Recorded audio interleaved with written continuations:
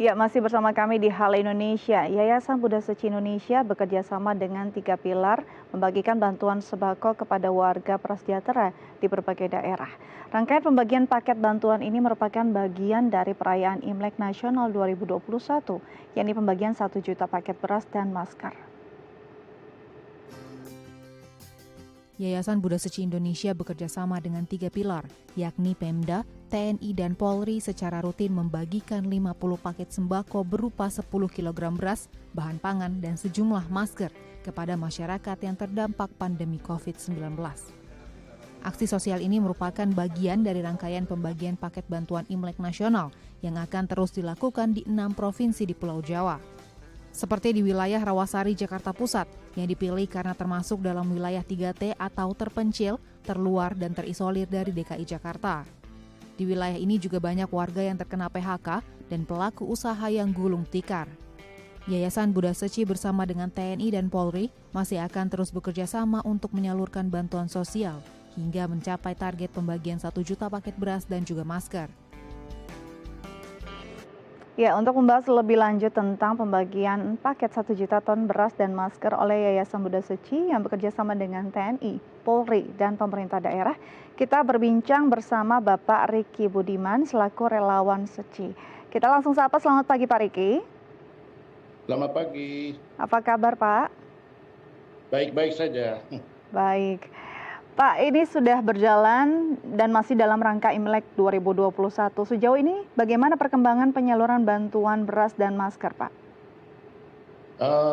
Sampai saat ini kita sudah menyalurkan kurang lebih 50% dari total 1 juta paket. Berarti kurang lebih 500.000 paket yang kita sudah bagi di sepanjang jalur Pantura ya, dari Jawa Barat, Jawa Tengah, Jawa Timur, termasuk Banten, dan DKI Jakarta sendiri.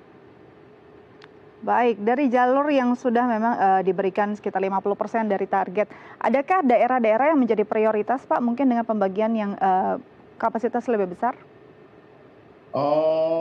Yang kita kapasitas lebih besar mungkin DKI Jakarta ya. Yang kedua ada kantong-kantong yang mana di Jawa Barat, memang kita di daerah Pantura yang benar-benar terdampak dengan PHK dan dalam rangka COVID ini gitu. Jadi kita fokus pada orang-orang yang banyak yang kena PHK juga di daerah-daerah Pantura, yang mana banyak pabrik-pabrik yang terhenti karena efek dari COVID-19 ini. Baik, ini 1 juta ton target yang luar biasa. Bagaimana persiapannya sendiri? Tahapan apa saja yang dilakukan? Apakah memang langsung turun ke lapangan atau seperti biasa ada survei terlebih dahulu, Pak? Kita pertama-tama kita mendatangi Kodim, Polres, kita koordinasi untuk koordinasi dengan beliau-beliau ini semua dari Pak Dandim maupun Pak Kapolres. Karena kita bilangin kita ada paket 1 juta paket ini sangat besar. Karena kita juga harus benar-benar kerja ini fokus dan bukan dalam 1 bulan. Saya bilang kita bagi waktu itu 4 bulan kita bagi.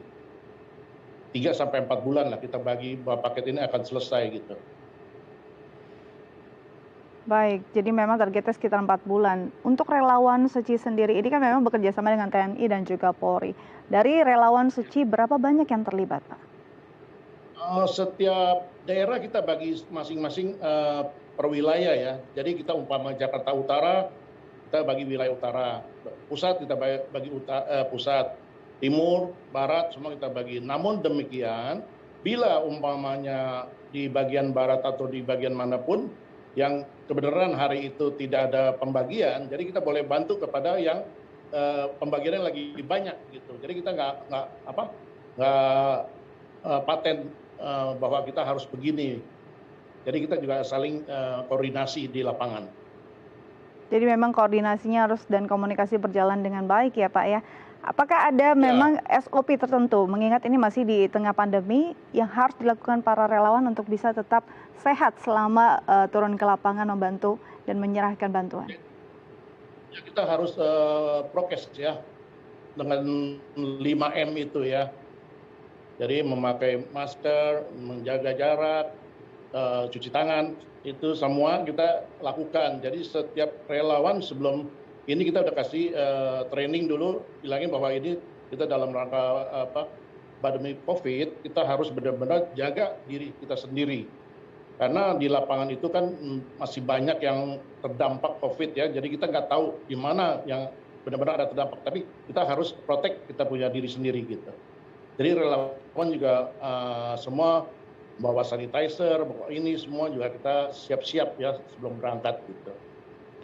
Baik, yang jadi ciri khas dari relawan Seci selain menyalurkan bantuan biasanya memberikan motivasi, apa yang biasanya dilakukan atau mungkin keluhan-keluhan dari masyarakat selama 50% bantuan ini sudah diserahkan, Pak?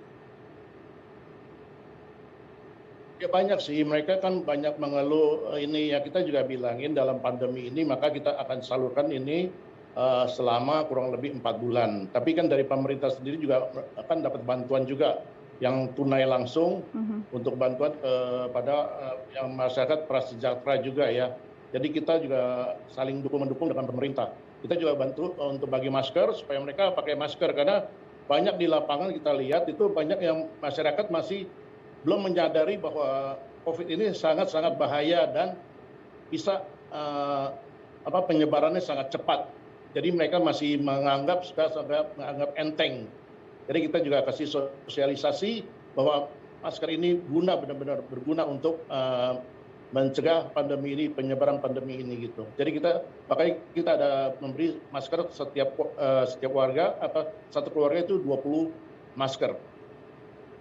Baik, ini masih targetnya 50% lagi harus disalurkan ke masyarakat. Sinergi sudah dibangun dengan Polri, TNI, dan juga 3 pilar. Apakah ada sinergi lain yang juga dibangun relawan Seci untuk bisa terus terjun ke lapangan, memberikan bantuan dan meringankan beban masyarakat, Pak? Nah, kita ada bekerjasama dengan yayasan yang lain, ya, termasuk INTI, Permabudi, PSMTI, dari Atagraha. Semua kita kerjasama, jadi mereka punya wilayah, ada yang mereka lebih kenal daripada Yayasan Buddha Suci, kita saling dukung. Jadi kita mendukung pembagian kepada yayasan yang lain juga gitu. Yang kerja mana di bawah NKRI ini, pengusaha NKRI. Jadi kita sama-sama kerja, sama-sama turun ke lapangan, jadi sama-sama survei dan langsung pemberiannya langsung bersama-sama juga.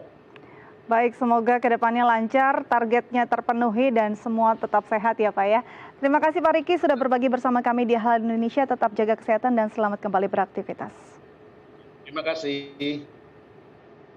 Ya pemirsa, jangan kemana-mana, usai jeda kita akan berbincang tentang vaksinasi bagi pengemudi ojek online. Tetap bersama kami di Hal Indonesia.